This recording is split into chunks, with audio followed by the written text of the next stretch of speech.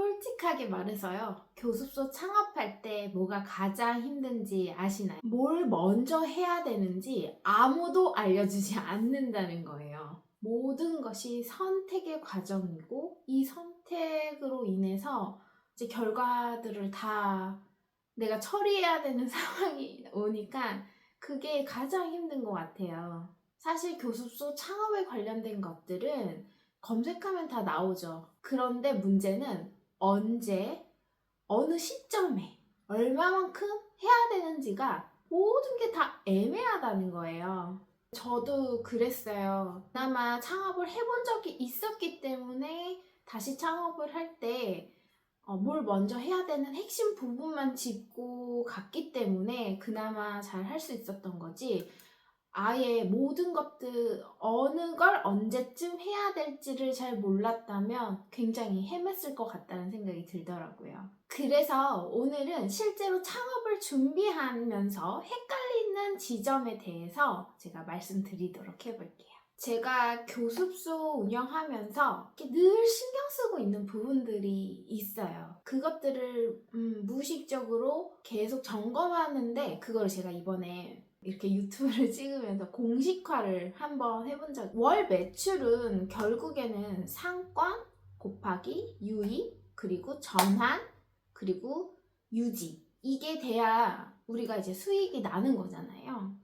그래서 처음에 가장 신경을 써야 하는 부분은 상권이에요. 이 상권을 볼 때 어떤 걸 봐야 하는지가 또 애매하잖아요. 사람마다 이야기도 다 다르고 상권을 결정하는 과정에서도 뭐 여러 가지 요소가 있잖아요. 내가 생각하는 월세, 또 학생들의 동선, 초등학생 수 이런 것들을 다 고려해야 되다 보니까 상권 정하는 것이 굉장히 머리가 아파요. 그런데 저는 여기서 꼭 양보하지 말아야 되는 거는 내가 입점하려는 곳의 초등학생 수, 그 다음에 그 학생들이 학원, 집, 또 학교 이 세 동선이 자연스럽게 이루어질 수 있는 곳인지를 확인하는 게 가장 중요하다고 생각해요. 그리고 엄마들이 자주 왔다 갔다 하는 곳에 내 학원이 보인다 하면 거기서부터 또 메리트가 생기는 거겠죠?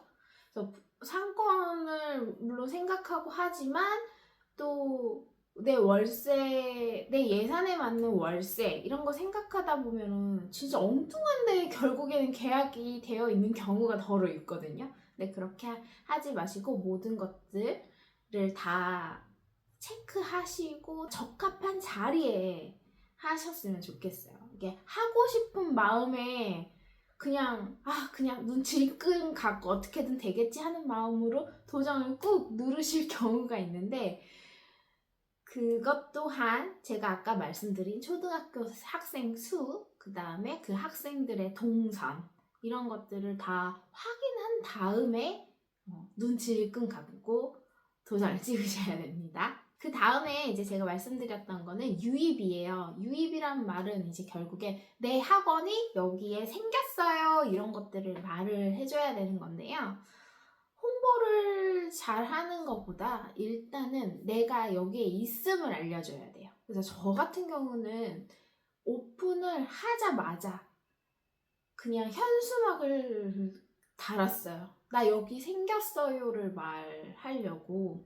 그래서 그런 작업들을 꼭 해주셔야 되고 이 홍보에 관해서는 사실 해드릴 말이 너무 많아요. 근데 초창기 오픈 홍보에서 제가 딱 한 가지 찝어서 말씀드리고 싶은 거는 간판을 가장 먼저 달 수 있으면 다시고 그런 여건이 안 된다. 그러면 현수막이라도 다셔서 나 여기 있어요를 알리는 걸 꼭 하셨으면 좋겠습니다. 그 다음 세 번째로는 전환. 이 전환이라는 게 뭐냐면 상담이에요. 결국 이 유입된 학부모들이 선생님하고 이제 상담을 해서 이제 등록을 하냐 마냐 그것을 제가 전환이라고 생각을 하는 부분인데요.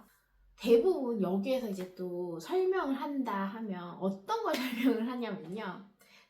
저도 이제 아이가 있어서 아이 상담을 하고자 어떤 학원에 가서 상담을 받아봤어요. 근데 상담을 정말 1시간 동안 그 프로그램 내용을 하나하나 설명을 다 해주셨어요. 물론 학부모들 학부모들 입장에선 그걸 다 알고 있으면 너무 좋거든요.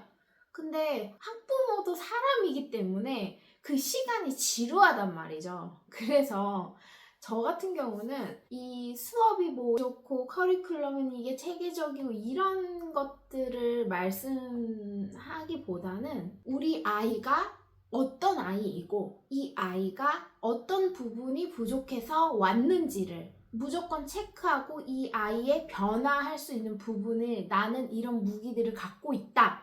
이런 관점에서 설명을 해주셔야 한다는 거예요. 저는 이렇게 말해주는 스타일로 상담을 시작했고, 그래서 저는 이렇게 상담을 이렇게 운영하면서 상담이 이렇게 바뀌어 가다 보니까 저를 만난 학부모님은 거의 98%가 상담을 후에 등록을 하시거든요. 그래서 상담에 관한 것도 내가 어떻게 할 건지 단순히 그 커리큘럼을 설명하는 거를 넘어서서 그 상대에 대한 것들을 많이 물어보셔야 된다라는 걸 말씀드리고 싶습니다.